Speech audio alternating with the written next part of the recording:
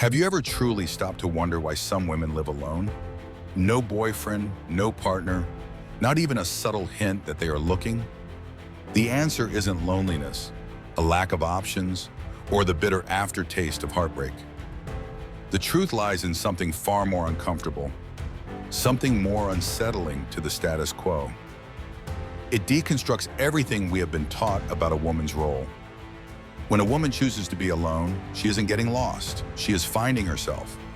That kind of self-discovery doesn't arrive with applause, likes, or crowded rooms. It arrives in silence, with a terrifying strength and a specific frequency of freedom that most people simply cannot comprehend. No, she is not lonely, she is selective. She is not cold. She simply grew tired of setting herself on fire to keep people warm who never truly wanted to feel the heat. There is something profoundly threatening about a woman who does not require a relationship to feel whole. She shatters the logic of control. She dismantles the ancient myth of emotional dependency and reveals a brutal truth that most men do not know how to handle. A woman who does not need saving. Most women are still learning to recognize themselves in that silent, deafening mirror of power. Carl Jung once said that everything we deny in ourselves becomes part of our shadow. Many of these single women are actually a living reflection of that collective shadow. They are what many dream of becoming, but few have the courage to embody. They do not scream for love. They whisper their choices. They do not put themselves on display to attract attention. They retreat to preserve their essence.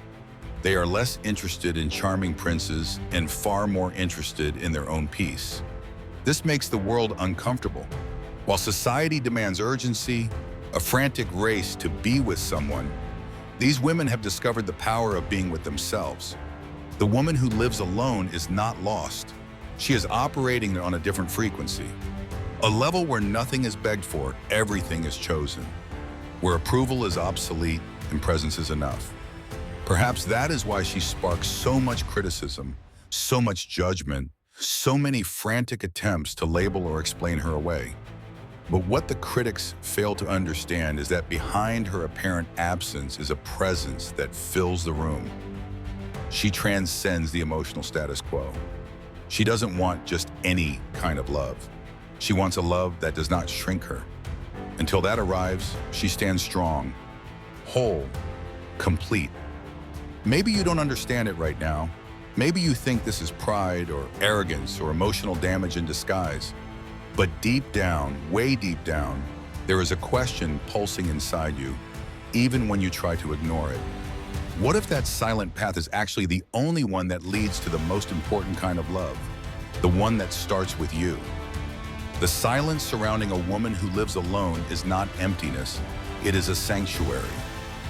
Those who do not understand the value of that space call her distant. But she didn't build that fortress to shut the world out. She built it so she wouldn't lose herself again. Jung reminded us that everything we do not face in ourselves, we end up projecting onto others. This is why so many confuse her solitude with absence, when in reality it is the fertile ground for alchemy.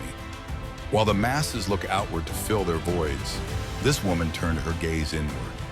There in the vastness of her own unconscious, she faced the ghosts she avoided for years, childhood wounds, unspoken abandonments, attachments disguised as romance.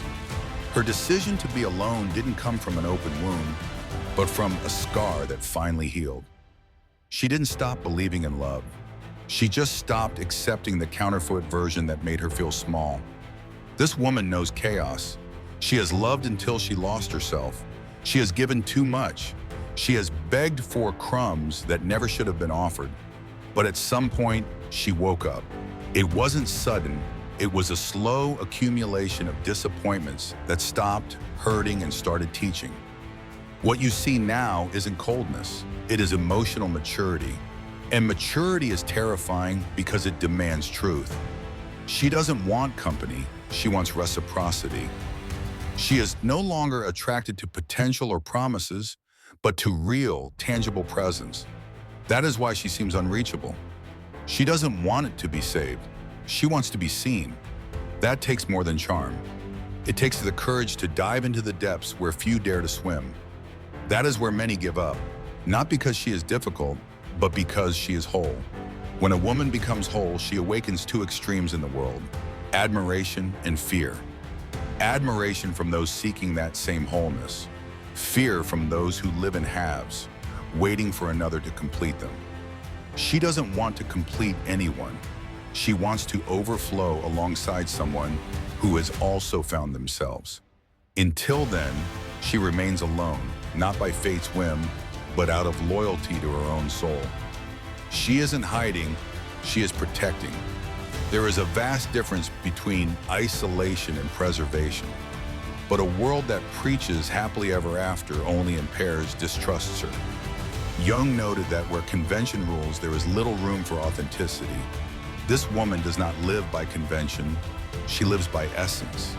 She hears the phrases, "You're too picky," "You should be more open," "Nobody is perfect." She smiles that calm, ironic smile. She knows that what they call picky is simply the bare minimum she finally realized she deserves. She isn't looking for perfection. She is looking for emotional intelligence, for someone who has done the inner work she has already mastered. Let's be honest, that isn't something you find on just any street corner. The discomfort she causes isn't in her words, but in her representation. She is living proof that happiness is possible without dependency. This tears the masks off men who feed on female insecurity and unsettles women trapped in the need for approval. She isn't here to confront them. She is just being. And the authenticity of a free woman is a brutal mirror to those living in chains. She is in no hurry. She respects her own pace, stirring a silent fury in a society that demands immediacy. She wants depth while the world chases distractions. She wants soul-level bonds while everyone else is curating their Instagram stories. When she says no, it is not a game. It is truth. When she walks away, it is not drama. It is self-defense. When she stays home instead of entertaining emptiness, it is not arrogance. It is clarity. That clarity, earned through pain and surrender, is her revolution. She doesn't live to please. She lives to exist. And that simple act makes her dangerous to the system. Perhaps what unsettles people most is the peace she has found. Jung taught that those who look outward dream, but those who look inward awaken. She took that grueling inner journey. She stripped off the masks, faced the ghosts of dependency, and rebuilt herself piece by piece. She no longer defines herself through the eyes of others. She sees herself through her own eyes. That changes everything. How many times have you wondered if being alone is failure or freedom? This woman has felt that doubt. She once thought something was wrong with her, but she realized it is better to be alone than to be invisible in a relationship. That day, she made a pact with herself. Never again would she accept less than what she truly deserves. Her path is not a straight line. There are rare days of doubt, moments of nostalgia, nights of deep silence. But there is a strength that grows with every decision made in awareness. She learned that true love doesn't cage, consume, or manipulate. True love liberates. Until that arrives, she grows on her own, not out of pride, but out of integrity. She is the embodiment of Jung's individuation. She shattered, faced her shadow, descended into the unconscious, and returned whole. She refuses to be half of anything again. She doesn't want someone to complete her. She wants someone to share awareness with. That is intimidating because it demands responsibility. Most people love out of lack, possession, or fear. She loves out of overflow. If she walks alone today, it is because every step echoes with learning. Every no is an act of self-respect. Every absence she imposes is a reminder that love should never be begged for. She no longer needs to prove anything. That certainty transforms the energy around her. A woman who has rediscovered herself becomes dangerous, not because of her weapons, but because of her clarity. The woman who lives alone today is not the same woman who once begged to be loved. Something inside her broke, and that break set her free. Sometimes, only in collapse does the soul find its true form. Jung said the tree that grows to heaven must have roots that reach down to hell. She lived that. She descended into the hell of her own story, faced ancestral fears, and broke the cycles of toxic scripts. She learned it wasn't her job to heal or save anyone. When she stopped accepting less, the world tried to convince her she was wrong. But she stood her ground, first with uncertainty, then with awareness, finally with invulnerability. Someone who has lived in their own abyss no longer fears absence. She nourishes herself with silence. She is not unreachable. She simply no longer allows herself to be invaded. There is a world of difference between opening your heart and letting yourself be torn apart. She opens, yes, but only for truth. Her intuition is sharp, her energy a filter. She senses the lack of depth and walks away without hesitation. Her transformation is archetypal. She has tapped into an ancient wisdom, a memory that women were not born to serve, but to express, to overflow. She has awakened the wild woman, intuitive, emotionally sovereign. She is in communion with her destiny. Labels like cold or difficult do not stick because she no longer lives to fit in. She lives to expand. She is no longer waiting to be chosen. She does the choosing. This reversal of logic confuses those who try to control the feminine. But she is already across the threshold. She discovered that the real relationship begins only after you love yourself enough to not need anyone. There is something sacred in the way she walks. She doesn't need applause. Her confidence is quiet. Jung said that everything we face within eventually becomes our destiny. By choosing herself again and again, she has authored a destiny few understand, but many envy. She doesn't beg for space in anyone's life. Presence must be invited, and if the invitation is not true, she declines with the dignity of someone who refuses to be wounded by the same blade twice. What few understand is that she still longs for love. She wants to be held, touched, chosen, but not at the cost of losing herself. She has spent too long squeezing into molds too small for her soul. Now she only offers herself where there is room to be whole. This requires a maturity beyond romance. It requires consciousness. She is not looking for a fairy tale. She is looking for a soul alliance, a connection without domination or submission, where both grow without dimming their light. If that seems like too much, so be it. She would rather wait than survive on crumbs. To many, this looks like arrogance. In truth, it is self-love in its purest, most potent form. We are witnessing a new archetype, a woman who walked away from the superficial and dove into the deep, who chose respect over desire, who chose solitude not because she gave up on love, but because she understood that real love never demands self-denial. When a woman understands this, her world changes. She doesn't need to raise her voice. Her energy speaks. The room shifts when she enters. This isn't mysticism. It is the weight of a soul that has fought brutal inner wars and returned in peace. She found wholeness not by eliminating opposites, but by integrating them. She can be shadow and light, laughter and storm.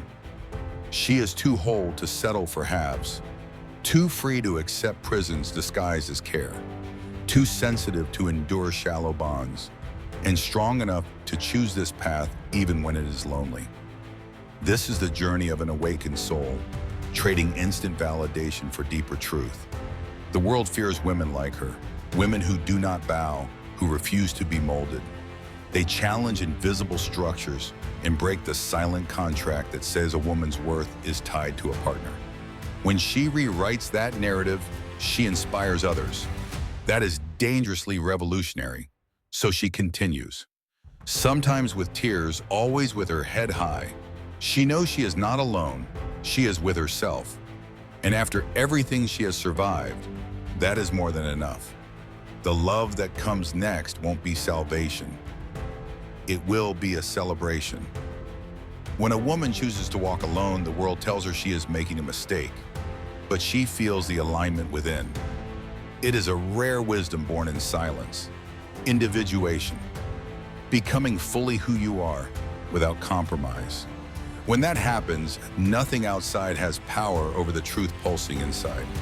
That truth shows in how she closes a door without resentment, how she withdraws when an environment no longer nourishes her, how she smiles in peace. She discovered that being alone is not a punishment. It is a vow of loyalty to her own soul. And the soul of an awakened woman does not submit. It simply is. The world will keep offering plastic princes and distractions. But she has seen behind the curtain. It is not about finding someone. It is about never losing yourself again. Desire becomes discernment. Lack becomes choice. Waiting becomes a path. You can feel it, can't you? That stirring deep inside, a memory, a spark, a call to be seen. That woman who lives alone is a symbol of emotional freedom. She is a reminder that you can rebuild without fear and without needing to prove a thing. She carves her own path, lighting fires for others who are waking up. If something inside you is touched by this, it is because you are ready for a new kind of love. A love that begins with reconciliation with yourself. A love that feeds on silence, presence, and truth. A love that cannot be negotiated. If that love hasn't come yet, perhaps it is because you first needed to become the woman who no longer accepts less than she deserves. If this message found you at the right moment or awakened the woman living inside you, do not keep it to yourself. Share this with others who need to remember their strength. Let it resonate, because when something touches the soul, the least we can do is let it burn.